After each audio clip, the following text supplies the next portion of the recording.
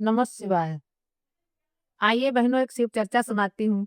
अगर आपको मेरी चर्चा अच्छी लगे तो मेरे चैनल को लाइक एवं सब्सक्राइब जरूर कीजिए।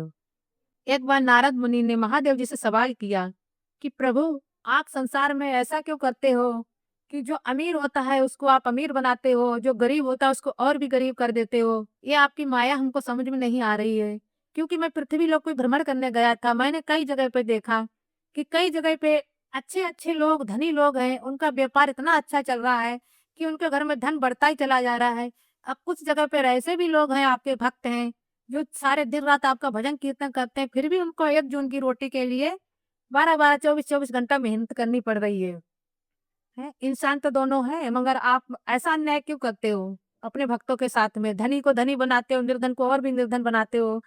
तो महादेव बोले, नारद जी, ये बात आप समझ नहीं पाएँगे। तो नारद जी बोले, प्रभु, मैं बहुत सोच विचार कर रहा हूँ, इसलिए आप मेरी ये शंका दूर कीजिए, इसका मुझे कोई कुछ राज उपाय बताइए कि मैं क्या करूँ? तो महादेव जी बोले, अगर आपको यही जानना है तो आप मेरे साथ चलिए। अब नारद जी ने और महादेव जी ने दोनों ने एक वृद्ध ब्राह्मण का वेश बनाया, बूढ़े ब्राह्मण के रूप में बन के, झोली कंधे पे टाँग के दोनों निकल लिए। अब दोनों लोग जाते हैं, एक अमीर सेठ के घर पे जाते हैं, वहाँ पे आवाज़ मारते हैं कि कुछ खाने को ले आओ हमारे लिए, हम भिक्षुक हैं। तो जो सेठ था उसके बाहर नौकर लोग खड़े थे, वो भाग के अंदर गए, सेठ को बोले, सेठ कुछ भिक्षुक लोग आपसे मांग रहे दान में कुछ।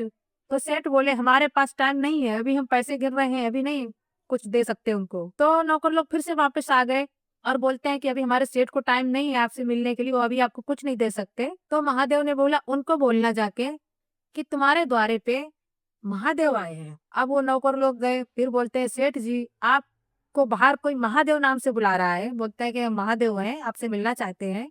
वो एक बार आपसे मिलने के लिए हमसे बोल रहे हैं। अब सेठ जी हंसने लगे, बोले, महादेव का इतने फ्री है जो हमसे मिलने आएंगे? हैं? उसको बोल दो जाके यहाँ से जाए, दूसरा कोई घर देख ले, हमारे पास टाइम नहीं मिलने के लिए। नौकर ने आके फिर से बोल दिया कि हमारे सेठ अभी आपसे नहीं मिल पाएंगे, उन्होंने बोला चाहे महादेव हो चाहे कोई हो, अभी हमारे पास टाइम नहीं उनसे मिलने के लिए। तो महादेव और नारद जी वहां से चल दिए। तो महादेव बोलते हैं सेठ के लिए कि भगवान, सेठ के लिए बोलते हैं महादेव कि जा सेठ, तेरी तिजोरी और भरे, तू दिन दूनी रात चौगुनी तरक्की करे।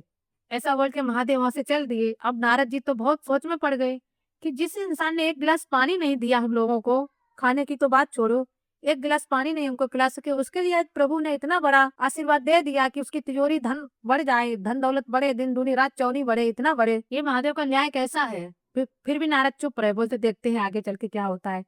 अब नारद जी और महादेव जी आगे गए तो देखते हैं एक झोपड़ी पड़ी हुई है, उसमें पूरे टाट आट से बंधी हुई पुरानी झोपड़ी है, उसमें एक बूढ़ी माँ बैठी है।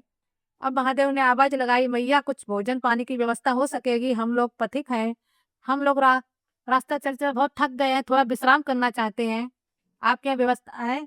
तो बुढ़िया बोली, आओ आप, आपके लिए ही सब है, अतिथि देवो भव, आप हमारे अतिथि हैं, आप हमारे देव हैं।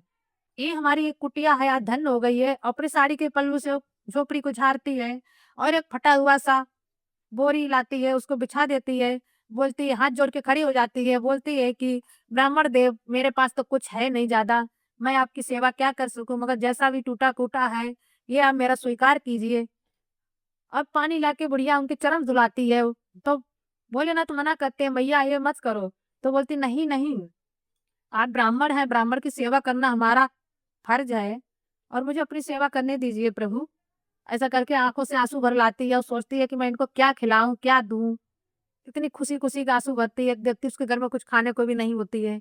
तो उसको याद आती है कि उसके गाय बंधी हुई है, उसके पास एक सिर्फ़ एक गाय थी धन के नाम से, तो झट से जाके गाय का दूध निकाल के लाती है, मीठा-मीठा दूध महादेव को, नारद जी को पिलाती है और बड़े खुश होती मन में कि चलो आज मेरा जीवन धन्य हो रहा है, मेरे घर में भी अतिथि पधारे हैं। अब नारद जी और महादेव जी दूध पीते हैं, दूध पी के उनको खूब ठंडक मिलती है दूध से, मन में खुश होते हैं। नारद जी बोलते, चलो, धनी के यहाँ तो पानी नहीं मिला, ये मैया ने तो हमको दूध पिलाया है, तो महादेव से कह के, और महादेव ने जिसने एक बूँद पानी नहीं दिया उसको इतना बड़ा वरदान दिया, तो इसको तो महादेव धनवान कर ही देंगे, कोई चिंता की बात नहीं है।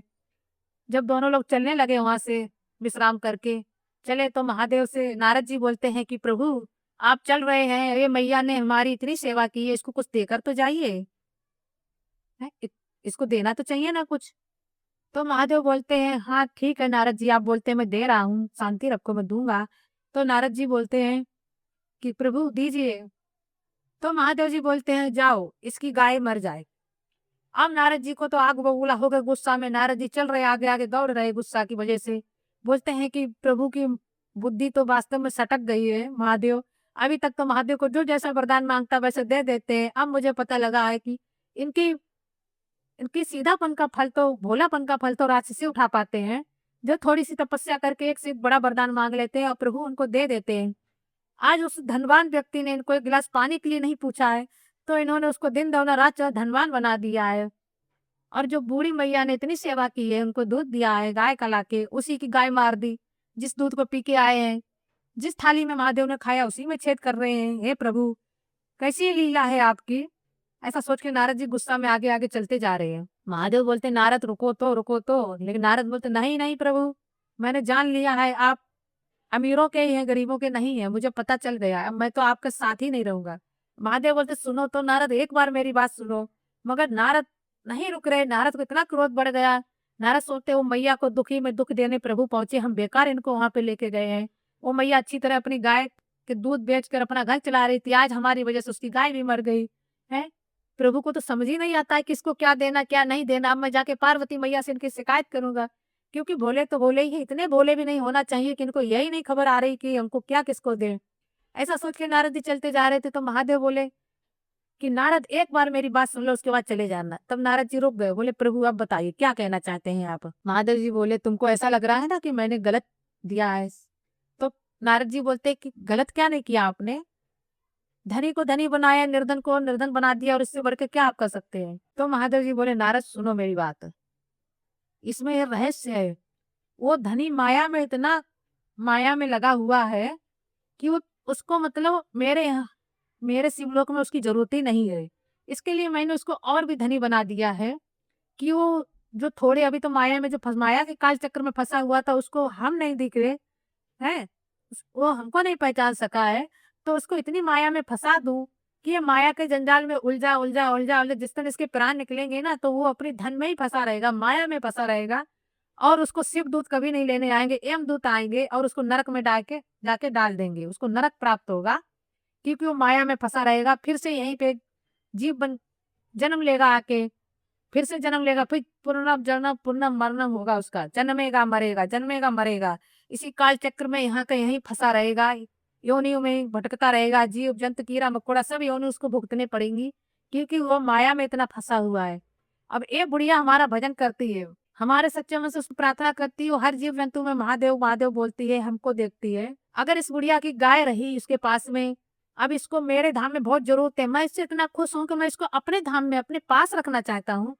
मैं इस बुढ़िया से दूर नहीं रहना चाहता, इसलिए मुझे इसकी जरूरत है, मैं अपने साथ अपने धाम में रखूंगा। अगर इसकी एक गाय रही तो इसके प्राण नहीं निकलेंगे, ये इसका माया इसकी गाय में फंसी रहेगी और उसको प्राण निकलते टाइम इसको गाय का मोह रहेगा। गाय का मोह रहेगा तो इसको फिर से जन्म लेना पड़ेगा। इसके लिए मैं चाहता हूँ ये मोह से बंधन से छूट जाए और हमारे शिव लोक को प्राप्त हो, शिव धाम में ये रहे और मुक्त हो जाए, कभी इसका जन्म मरण ना हो पाए। इसलिए मेरे को बहुत प्रिय है नारद, मेरी बात ध्यान से समझो। तब नारद जी को समझ में आई कि महादेव की लीला कुछ अलग ही है। तो नारद जी बोले प्रभु धन्य हो, आपको सब नहीं समझ सकते, जो हमने नहीं समझ पाए दूसरा कोई कौन समझ पाएगा। इसलिए अब मेरे को समझ में आई कि जो निर्धन लोग निर्धन ही रहते हैं और ज्यादा गरीब बनते हैं, और धनी और ज्यादा धनवान आप इसीलिए उनको धनवान बनाते हो कि उनको यहीं पे जन्म मरण के काल चक्र में फंसा रखना चाहते। और जो गरीब इंसान होते हैं उसको आप अपने पास बुलाना चाहते हो, अपने साथ रखना चाहते हो। प्रभु सच्ची भक्ति आप ही पहचान सकते हैं, मैं नहीं पहचान सकता हूँ। आप अपने भक्तों पर कैसी मेहर कैसी कृपा करते हो, धन्य हो प्रभु धन्य हो। ऐसा करके नारद खुश हो गए और महादेव नारद जी दोनों लोग अपने अपने धाम को चले गए। नमः शिवाय। बहनों कैसी लगी आपको हमारी ये चर्चा? अगर आपको अच्छी लगी तो कमेंट बॉक्स में हर हर महादेव जरूर लिखकर भेजिए।